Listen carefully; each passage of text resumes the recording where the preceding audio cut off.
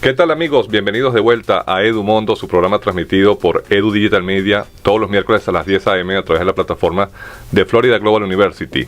Hoy nos acompaña y tenemos el honor de tener como invitado al amigo Mario Mateus, un experto en comunicaciones, en telecomunicaciones, ingeniero electrónico, con maestrías en seguridad informática.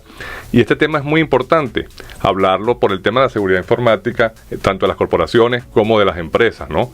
Él, además es representante, CEO de la empresa American Defense Agency, que además es una empresa muy plural en el tema de seguridad. Habla de seguridad de las personas, seguridad informática, seguridad personal, seguridad en las escuelas. Es muy completa y el mes que viene tendremos como anunciante en Mondo Magazine Doral. Bienvenido, Mario. Bueno, muchas gracias por esta invitación. Complacido de poder participar en estos temas. Sí. Bueno, mira, este tema, como decía al principio, es muy importante. Hay una vulnerabilidad extrema en los habitantes de todos los países por el tema de la seguridad informática, del robo de identidad, el robo de datos. ¿Qué definirías tú que es lo más importante en el tema de la seguridad informática para atacar como individuo, como persona, antes de irnos a las corporaciones? Claro, inicialmente yo diría que las personas tienen que tener conciencia de los riesgos que existen en el uso de la tecnología. No es no usar la tecnología, es saberla usar de una manera adecuada y ser previsivos en las aplicaciones o los sistemas que nosotros estamos usando. Un ejemplo, si yo voy a hacer una instalación de un sistema, de una aplicación en mi teléfono celular, que hoy en día todos los utilizamos, esa aplicación me está exigiendo a mí acceso a mis contactos, acceso a mis fotografías, acceso a la información que yo manejo dentro de mi teléfono celular. ¿La aplicación requiere o no requiere esa información? Porque si es una aplicación que me va a permitir a mí modificar una fotografía, por ejemplo, para que quiera tener acceso a mi base de datos de mis contactos, por ejemplo, a través de las aplicaciones me están sacando la información para poder ser utilizada con otros fines. Entonces tenemos que ser muy conscientes de lo que nosotros tenemos, cómo estamos siendo atacados a través del uso de la tecnología, utilizando la ingeniería social, que es muy común el ataque sobre las personas y las corporaciones, pero el uso de la ataque de ingeniería social es la explotación de las debilidades del ser humano. Y entonces utilizan nuestra urgencia, nuestra necesidad para poder acceder a los sistemas de información. Y en el caso también personal, el uso o el mal uso de las redes sociales, ¿no? Que uno publica allí todo tipo de actividades. Bueno, la gente que lo mal usa, ¿no? Lo que come, con quién se reúne, las fotos familiares, los datos, dónde están en ese momento. ¿Eso cómo lo hace uno más vulnerable? El problema de exponer todo ese tipo de información a través de las redes sociales es que usted le está proveyendo la información a un atacante sin que el atacante tenga la necesidad de hacer la búsqueda de esa información, de exigirse un poco menos. Por ejemplo, los ladrones hoy en día están pendientes de las personas que están publicando todo el tiempo su estatus, en dónde están, qué están haciendo, y en el momento en que la persona publica, estoy de viaje en tal ciudad del mundo, automáticamente le está diciendo al ladrón, la casa está vacía, sola. Así es. Hay una posibilidad de hacer un robo de ese bien. Por ejemplo, si en países como Latinoamérica, que el secuestro es muy común, si las personas empiezan a publicar las fotos de sus hijos, empiezan a darles la información en qué colegio estudia, cuál es la rutina del niño, a qué sitios va después del colegio, todo ese tipo de información que un secuestrador puede utilizar para ejecutar su acción criminal. Entonces, nosotros tenemos que ser muy precavidos en qué tipo de información queremos compartir y con quién la queremos compartir. Hay personas que tienen miles de personas conectadas a través de su red social, Facebook, Twitter o Instagram, cualquiera de esas redes. Y de esas 5.000 personas, en realidad con cuales se conocen bien, uno, y dos, con cuáles en realidad quieren interactuar, que sepan ese tipo de información. Entonces, yo puedo tener un compañero de estudios, no, es que nosotros estudiamos en primero primaria juntos, uy, no, qué chévere, pero yo desde primero primaria no conozco cuál es su trayectoria, no sé qué hace, ni sé qué quiere hacer. Una cosa es querer interactuar y reconectarse con una persona, y otra cosa es que conozca toda tu vida, ¿sí? Porque tú no sabes las intenciones de esa persona por más de 20 años o 30 años. Sobre todo que pasa que en los jóvenes, por desconocimiento o por falta, digamos, de sentido común, el hecho de tener más seguidores los hace más populares. Entonces aceptan cualquier persona por tenerlo, y entonces exhibir como un trofeo sus redes sociales abultadas, pero realmente están corriendo un enorme riesgo. Y los padres tienen que tener un papel allí, digamos, pues más acucioso en poder aconsejarlos y evitar pues que sean víctimas no solamente de fraude, hasta de ataques y a su integridad física, porque conocen gente por allí al final por la red, y resulta que pues están en riesgo, y se han visto muchos casos, bueno, que terminan en tragedias. Sí, porque puede ser que al comienzo obtengan seguidores, pero alguna posición que se tenga frente a algún tema o alguna cosa lo convierte automáticamente en su enemigo, y hay personas que son totalmente radicales, que o piensa exactamente igual que yo o es mi enemigo, y resulta que pensar exactamente igual que otra persona es imposible. Todos, por muy parecido que pensemos, todos pensamos diferente. Entonces es un riesgo. Adicionalmente, si lo toman como un negocio, porque muchos de los jóvenes hoy en día toman esto como un negocio, porque yo soy un youtuber, entonces adquiero muchos seguidores, y la plataforma en la cual yo estoy interactuando me paga por eso, me pagan por publicidad, me pagan por... Si lo toman como un negocio, que sea como un negocio, no publiquen su vida personal, ¿sí? Entonces, si yo, por ejemplo, es una recomendación exactamente, no publicar su vida personal. No publicar su vida personal, porque es que sus seguidores no tienen la necesidad de conocer su estado de migratorio, por ejemplo, o su social security, o cuál es su teléfono personal, ¿cierto?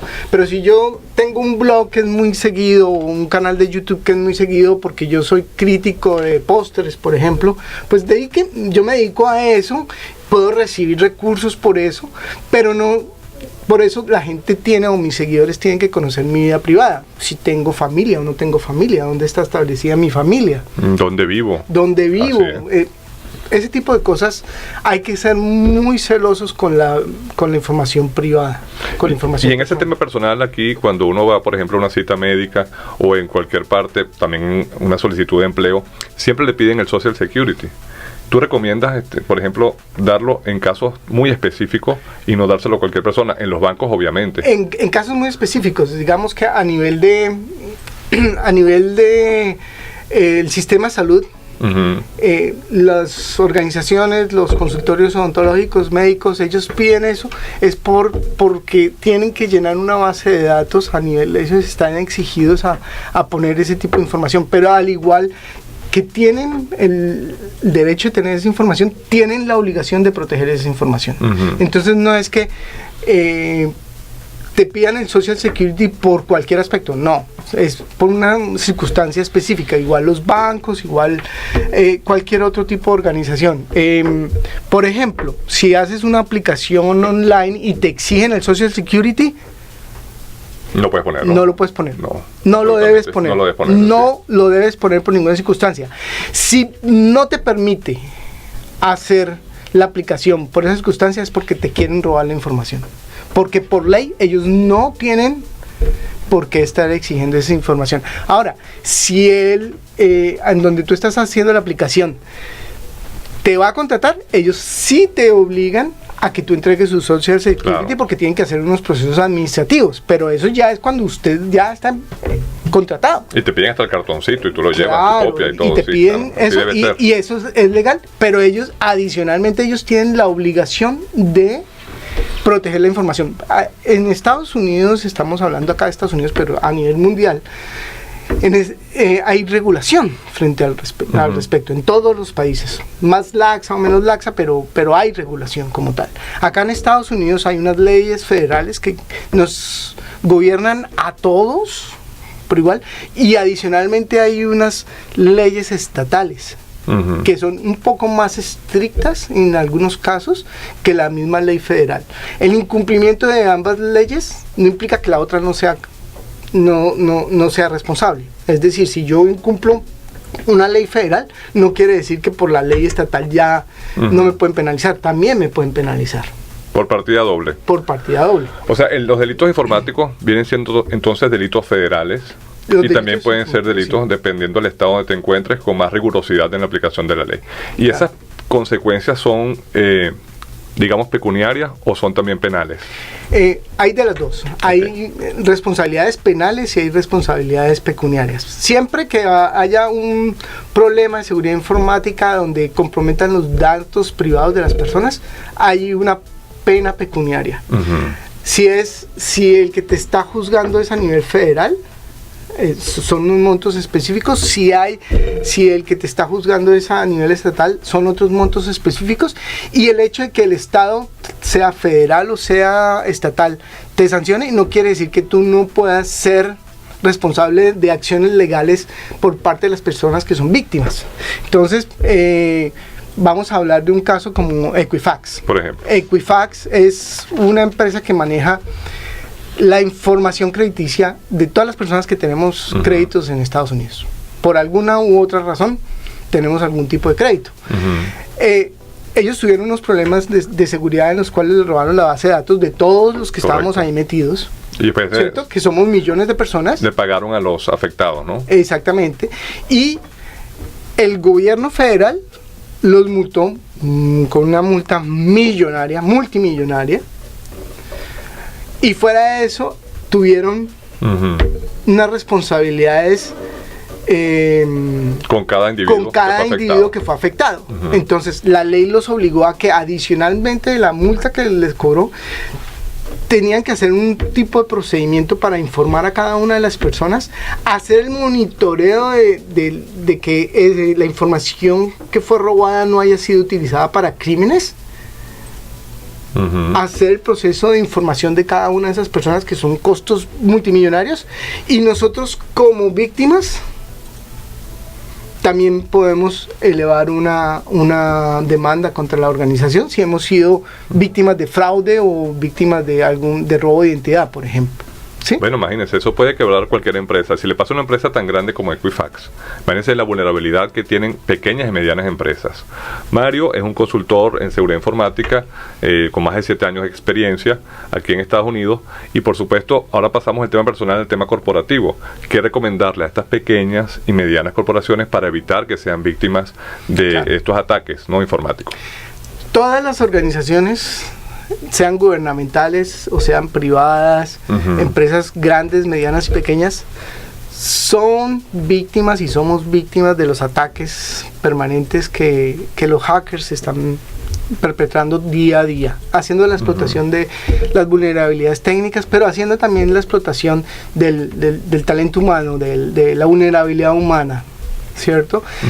Por ley, todas las organizaciones, cualquier empresa, así sean 2 empleados o sean 20,000 empleados, 30,000 empleados, tienen que tener un sistema de protección implementado dentro de su organización. Eso es ley, eso es mandatorio, como dicen acá. ¿Por qué? Porque la ley le exige la protección de la información privada de sus usuarios, de sus clientes. Vamos a hablarlo en diferentes escenarios. Un restaurante, por ejemplo. Un restaurante maneja un portal donde las personas pueden hacer su pedido para online. Sí, su pedido para recogerlo, para que se lo envíen a través de cualquiera de las plataformas que le hace el delivery, ¿cierto? Esa organización está recolectando información personal, privada de cada persona, ¿cierto? Por ley, ya por el hecho de tener una suscripción o por tener el nombre, el número de tarjeta o el password y el nombre de usuario, ya por ley de la Florida está sujeto a la protección de todos esos datos. Entonces, al ser obligado a la protección de todos esos datos, quiere decir que usted tiene que implementar un sistema de seguridad informática que le permita garantizar la protección de sus clientes. Y si se viola esa seguridad y cualquier hacker tiene acceso a esa base de datos, ¿qué pasa con el propietario de ese restaurante? Bueno, a nivel de la Florida, tiene que haber un procedimiento donde tiene que reportar y el gobierno de la Florida lo sanciona pecuniariamente. Adicionalmente, si hace incumplimiento de normas federales, también hay un procedimiento de investigación, una sanción pecuniaria, pero también hay una responsabilidad individual del propietario de ese establecimiento, ¿sí? En el cual, si se le demuestra negligencia, puede tener hasta cárcel. Cárcel, imagínese usted. Dependiendo de la industria hay regulación más estricta o menos estricta. Por ejemplo, el sistema de salud es una industria muy altamente regulada donde hay responsabilidad individual, inclusive, pongámoslo en un consultorio odontológico, está el odontólogo, y están los auxiliares, está la recepcionista. Los tres tienen una responsabilidad individual frente a la ley. Si a través de cada uno de ellos o individualmente se ejecuta la violación de los datos médicos de una persona por negligencia, por desconocimiento, por sea lo que sea, esa persona se enfrenta a un proceso penal. Distinto a su superior. Distinto. Claro, son tres niveles. A la investigación que va a haber sobre la dirección de ese establecimiento. Entonces, vamos a hablarlo de pequeñas y medianas empresas porque las personas tienen la concepción de que son solo las grandes organizaciones las atacadas. Sí, las grandes organizaciones son muy atacadas, por supuesto, porque son un poco más rentables, pero eso no quiere decir que las demás no. Ahora, no necesariamente son las más atacadas porque sean las más rentables. Las medianas y pequeñas empresas son mucho más atacadas que las grandes organizaciones porque las grandes organizaciones sí tienen implementado un sistema de seguridad que es un poco más difícil de vulnerar. En cambio, las medianas y pequeñas empresas normalmente no tienen absolutamente nada de protección. Las medianas y pequeñas empresas normalmente no tienen ni siquiera una persona del departamento técnico que les colabore 24 horas o pues en su horario laboral, sino tienen un contractor que simplemente lo llaman el día que tengo un problema, no, la impresora no me está funcionando o el computador tiene este problema. Ese es otro tipo de dedicación informática. Ese es otro tipo de servicio. Correcto, un servicio. No, y si no tienen ni siquiera el servicio del soporte técnico, del desempeño permanente de su red, menos tienen implementado un sistema de seguridad que les permita verificar lo que está pasando dentro de su red permanentemente. Uno de los casos de toda organización mediana y pequeña es que no tienen ni siquiera un firewall, o si tienen un firewall no está ni siquiera bien configurado, y si lo tienen configurado no hay quien lo monitoree tampoco. Entonces cuando no monitorean un firewall no saben qué les está pasando, quién está intentando accesar, por qué está intentando accesar, a través de qué puertos está intentando accesar, ni nada de ese tipo de cosas, hasta que lo logran, pero no solo con los computadores, con los sistemas de información comprenden muchas otras cosas, por ejemplo, los controles de acceso, los sistemas biométricos, las cámaras de vigilancia, el sistema de telefonía. El sistema de telefonía es uno de los sistemas más vulnerables que hay en cualquier organización. En cualquier empresa, sí. Entonces, hay que ir y hacer un diagnóstico de la infraestructura que se tiene, pequeña o mediana, pero que se tiene, para que con esos recursos utilizar los recursos que se tienen y ver a qué nivel de seguridad se tiene y qué se requiere para ir a un nivel por lo menos básico de seguridad que les permita garantizar ante la ley que si ocurre algo no hubo negligencia. Porque, por ejemplo, eso es parte, digamos, del trabajo de tu empresa, que es llegar a la compañía, hacer una auditoría, digamos, de tu sistema, realizar una especie de diagnóstico y, en consecuencia, pues recomendar un tratamiento de acuerdo a su empresa, al tamaño y a sus debilidades y sus vulnerabilidades que deben hacer. Pero también hay agencias de gobierno, ¿no? Que se dedican a esto, que yo me imagino no actúan cuando suceden los fraudes, que también van como a inspeccionar a las empresas y saber Claro. que todo esté en regla antes de que suceda el fraude, ¿no? Digamos que depende de la industria, que son altamente reguladas, pues hay mayor control del gobierno. Obviamente la industria financiera es muy altamente regulada y el Correcto. gobierno está pendientemente verificando ese tipo de cosas Inspectores y cosas, ¿no? en las empresas más grandes, Ujú. que es donde hay mayor inconveniente. O el sector salud, los hospitales, las agencias de aseguradoras, Universidades, por ejemplo. las universidades son muy atacadas, por También. cierto. Las universidades es de las entidades más atacadas desde el interior de la organización como desde el exterior de la organización. ¿Y por qué? Porque aquí en Estados Unidos las universidades tienen investigación, tienen mucha investigación. Ujú. Entonces, al tener investigación tienen información muy valiosa. Valiosísimas. Y segundo, tienen recursos. Ahí hay mucho dinero. Entonces, uno de las cosas que, por ejemplo, hay, o ataques que hay dentro de una universidad es hacer phishing de los correos electrónicos.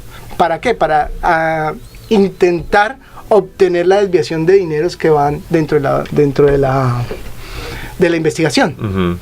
¿Sí? Hacer el robo de esos dineros. Y entonces en el caso de su empresa, digamos ya de American Defense Agency, ustedes van básicamente a las pequeñas y medianas empresas y hacen esas recomendaciones y hacen sus consultorías y entonces le dicen al cliente, independientemente del tamaño y hasta personalmente, qué deben de hacer en consecuencia. Esto es un problema muy grave, amigos. Esto es un problema que, si además que por ley es obligatorio que cada empresa tenga como un departamento de contabilidad, un departamento de ventas, un departamento de almacén, tiene que tener un departamento de seguridad informática.